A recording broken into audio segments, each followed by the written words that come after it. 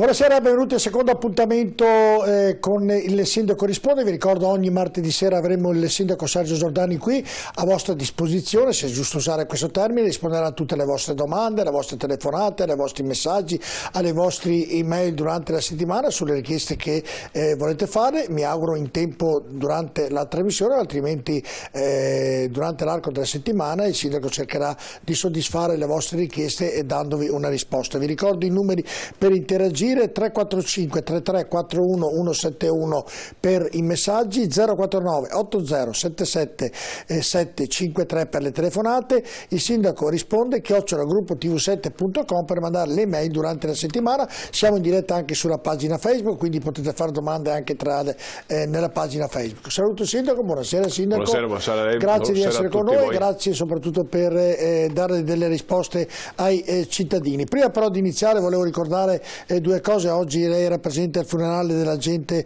che è deceduto in un incidente stradale, c'è stata molta commozione. È stata dura, molto dura. Ecco, vediamo le immagini. Sia personalmente che i colleghi, i collaboratori dell'amministrazione comunale.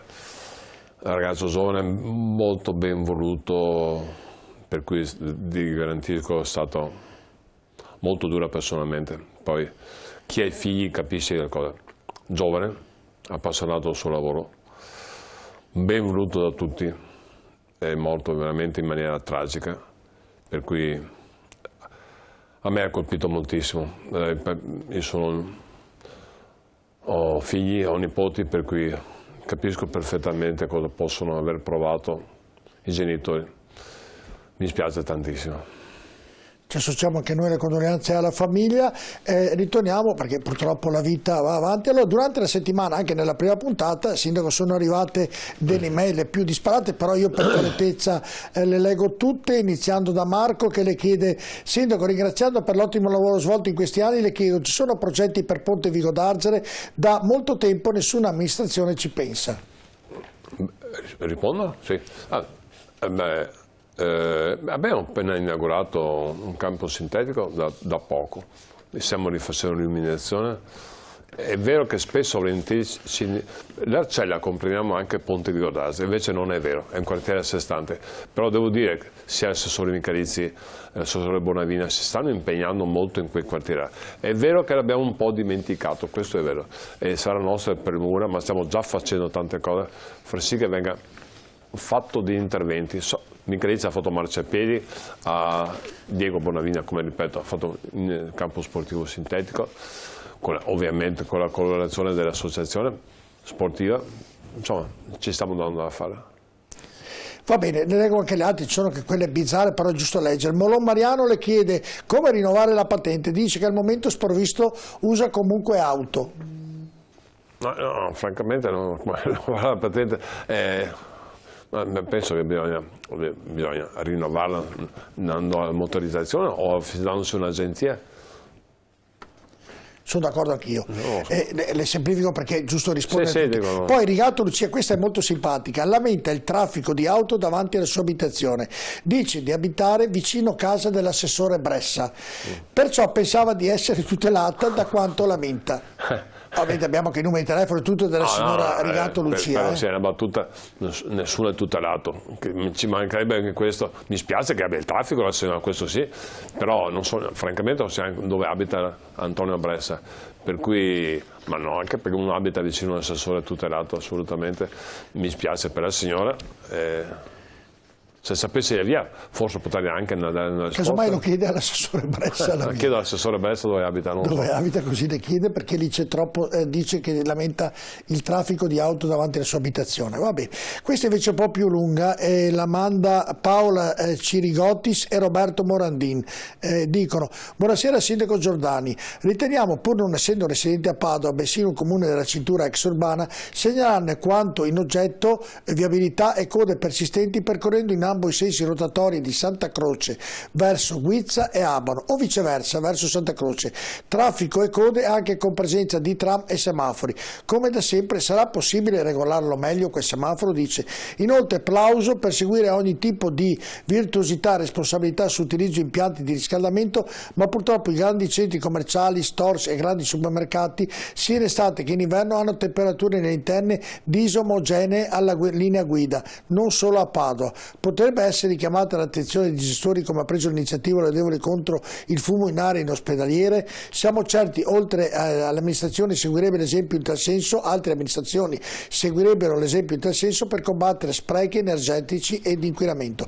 Praticamente dice che il semaforo al Ponte del Bassanello da quella via Santa Croce crea delle code e poi dice che nei centri, nei supermercati ci sono in temperature un po' disomogenee, fa troppo caldo o troppo freddo, se lei può fare qualcosa. Posso solo fare una comunicazione a chi gestisce i centri commerciali, hanno ragione, vuol dire sprecare, c'è una legge che prevede temperature, purtroppo non tutti lo sanno, anche sotto l'aspetto dei privati. Per quanto riguarda Bassanello, noi abbiamo un progetto di fare qualcosa perché è veramente un problema da tanti anni. E, stiamo monitorando i numeri di veicoli per capire come fare. Se voi sapete c'è un progetto ancora vecchio nel tempo, ne ho parlato proprio ieri con uno che è interessato sotto l'aspetto proprio immobiliare, di fare una famosa rotonda per cercare di superare il problema. Non è facile, però ci stiamo ragionando. Ogni volta che si mette a mano il traffico devo dire che è molto pericoloso. Lo facciamo non a istinto, con dati di frequenze, di passaggi, per capire bene prima di fare interventi. E poi la gente, quando è abituata a fare un certo percorso, io per primo, continua a fare quel percorso, fa fatica a disabituarsi. Però è vero che bisogna migliorare la situazione sotto l'aspetto Ponte del Bassanello. Un po' alla volta, anche sotto l'aspetto immagine, Ponte del Bassanello, ho sempre detto, a me non piace, abbiamo risolto un piccolo problema del distributore, però c'è ancora delle casette vecchie da migliorare, abbiamo una città bellissima. Però spesso e volentieri gli ingressi di Padova non sono belli come è bella la città. Ovviamente non si può fare differenza, stiamo parlando di città storica rispetto agli ingressi, però bisogna migliorare perché veramente sono pezzi di Padova che non corrispondono alla realtà di qualità di Padova. Bene, poi c'è Noemi, 80 anni, chiede da via Sografi dicendo di essere preoccupata per l'arrivo del tram. Lei viaggia in bicicletta e teme di farsi male. Io penso che il tram a Padova in primavera partirà la seconda linea del tram, la C3. Io mi auguro, spero che più o meno parta anche non in primavera ma a fine del prossimo anno, anche il C2, quello che va a collegare Vigonza e Rubano. Bisogna farlo entro il 2026 perché sono tempi stretti definiti dall'Unione Europea con finanziamento. Io penso che cambierà completamente Padova nel senso di viabilità. Viabilità perché il tram nuovo, le 3 linee, porteranno previsione qualcosa come 20 milioni di persone all'anno. Vuol dire che cambierà la qualità dell'aria, cambierà il modo di approcciare per andare a qualsiasi posto di Padova. Io sono convinto, al di là che ognuno di noi ha una sensibilità ambientale diversa, ovviamente, in base all'età, alla cultura e via dicendo. Io sono convinto che se ci impiego da dare il punto A al punto B con la mia auto 10 minuti, mentre col tram ci impiego 7 minuti, 6 minuti, seguo sicuramente il tram perché è comodo, è pulito, tutela l'ambiente, è puntuale sempre perché ha corsie riservate. Sono convinto di questo e secondo me cambierà moltissimo il modo di vivere Padova in maniera diversa. Mi ricordo che si può andare col futuro di linee, si può andare in qualsiasi posto di Padova. Uno può andare all'ospedale vecchio, all'ospedale nuovo, può andare a questura, può andare da qualsiasi parte.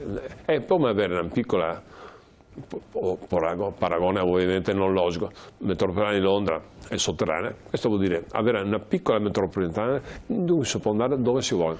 Ecco, la seconda è di conseguenza, quindi la leggo, però Maurizio è preoccupato per la qualità dell'aria, nel tram ovviamente evita anche questa... Ovviamente non solo i tram, anche gli autobus, arriveranno 65-66 autobus elettrici, vuol dire, ma se sono, piazza o non piazza, i monopattini elettrici, biciclette elettriche, bicicletta normale, a piedi che fa bene a tutti quanti. Bisogna tutelare la qualità dell'aria. La qualità dell'aria si tutela anche col verde. Vi ricordo che noi pianteremo in questo periodo, in primavera, 10.000 alberi, quasi un totale di investimento di 3 milioni di euro. Per me sono molto importanti, perché la qualità dell'aria dipende anche dalle piante, dal verde. Il verde è bello, rilassante, sotto tutti gli aspetti, anche sotto l'aspetto dell'isola di calore, è decisamente importante. E noi pianteremo 10.000 alberi, non 10.000 alberi, 3 metri di alberi, per cui alberi veri in tutti i quartieri. Certo. Se uno guarda su Padronetta e vede anche esattamente dove saranno piantati. Ricordo ancora i numeri per interagire: telefonate in diretta 80049 80 777 53, se volete chiamare, 345 per i messaggi, 3341 171. Eccolo qui l'indirizzo email, il sindaco risponde @gruppotv7.com.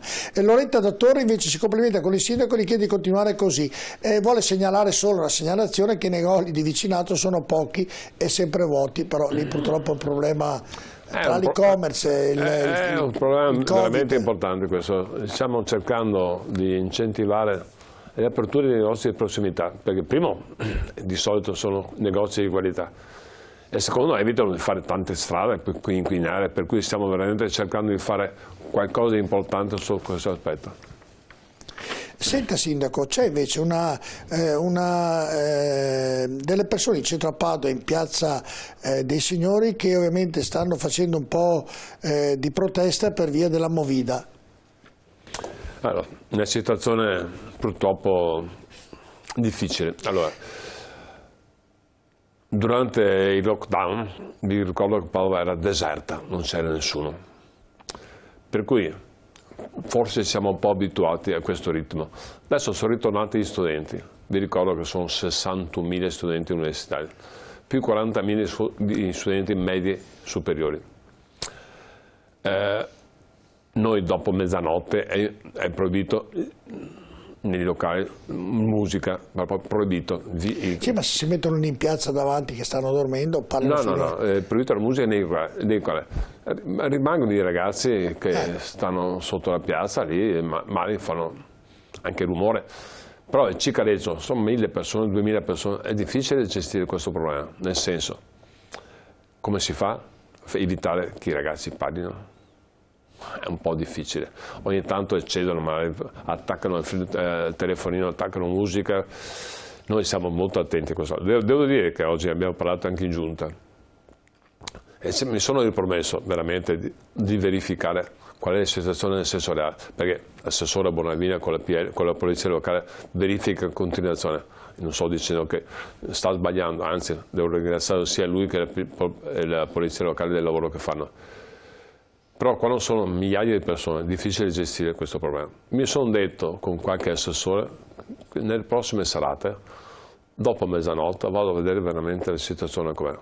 Non vorrei ci fosse strumentalizzazione, io so che i ragazzi sono tanti veramente i ragazzi. E quando i ragazzi sono tanti, ma hanno un po' il TC, possono esagerare. Io ho pregati 100 volte, ma anche il correttore a suo tempo, l'ex rettore, per cui ho chiesto state attenti, abbiate rispetto degli altri, perché la gente alla fine il giorno dopo deve andare a lavorare e i ragazzi con un'età diversa ma vanno più tardi alle lezioni e via dicendo, per cui voglio anche appurare personalmente con qualche assessore com'è la situazione reale, per cui veramente. Ma è difficile, mi sembra di capire, da risolvere. È difficile da risolvere perché sia per quanto riguarda forza dell'ordine, è difficile andare in mezzo o parlare con 1.000, 2.000, 3.000 persone, sono questi i numeri, è molto complicato. Va un po' dell'educazione rispetto dei ragazzi stessi, dico ragazzi, possono essere ovviamente anche adulti, nel senso stretto del termine, Però io penso che sia anche bello avere una città viva, frizzante. Però per uno che dorme lì... Però quando uno abita in centro sa che c'è qualche vantaggio e qualche svantaggio.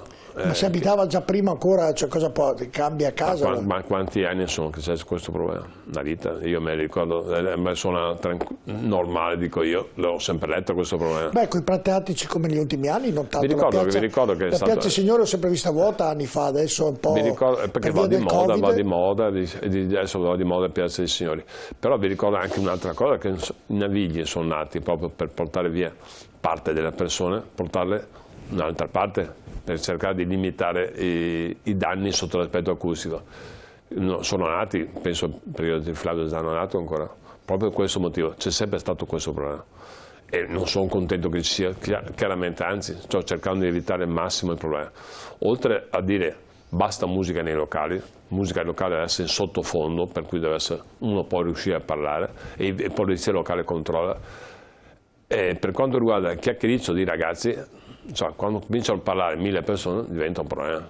E cosa facciamo? No, però certo. Cioè, abbiamo qualche idea, adesso tanto verifichiamo bene com'è la situazione, ci rendiamo conto, perché anche quando chiudono i locali fanno rumore alle 2 di notte perché spostano i tavoli, spostano le sedie, c'è un po' di rispetto reciproco sia nei confronti della città che deve vivere, sia nei confronti di chi deve dormire. Solito, non è facile, non è facile. Nel metterle in pratica è un po' più complicato. È molto complicato, anche molto complicato. Senta Sindaco, attendendo ovviamente le telefonate, non so, poi abbiamo Dennis in regia che ci darà delucidazione, ci sono telefonate e messaggi, ricordiamo i numeri 049 80 777 53 per parlare con il Sindaco in diretta, oppure i messaggi 345 3341 171. L'email Sindaco risponde @gruppotv7.com. Posso aggiungere un'altra cosa, che è proprio anche il prefetto quest'ora nel prossimo COSP, sarebbe l'organismo di sicurezza, stanno mettendo molta attenzione a questo, per cui non è solo parte del sindaco, dell'amministrazione comunale, anche le forze dell'ordine stiamo monitorando, cercando di trovare soluzioni a questi problemi. Bene, andiamo in pubblicità e poi ci ritroviamo con il Sindaco, a tra poco.